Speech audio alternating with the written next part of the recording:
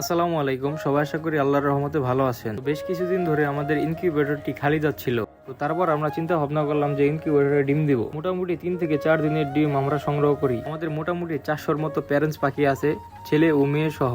তো আমরা 2 থেকে 3 দিনের ডিম একত্র করে আমরা ইনকিউবেটরে ডিম বসিয়ে দেবো। আপনারা যারা ইনকিউবেটরে ডিম বসাবেন তারা এভাবে লাইট ধরে ডিমের মধ্যে দেখবেন ডিমের ভিতরে কোনো প্রকার ফাটা না থাকে। যে ডিমগুলো ফাটা সেই ডিমগুলোকে আমরা ইনকিউবেটরে দেই না, সেই ডিমগুলোকে আমরা খাওয়ার জন্য বিক্রি করে দেই। তো আপনারা যখন ইনকিউবেটরে এই ডিমগুলো বসাবেন আপনারা চেষ্টা করবেন ঠিক এভাবে লাইট দিয়ে ডিমগুলো দেখে বসানোর। পরবর্তীতে আপনারা হ্যাচিং রেট কম পাবেন।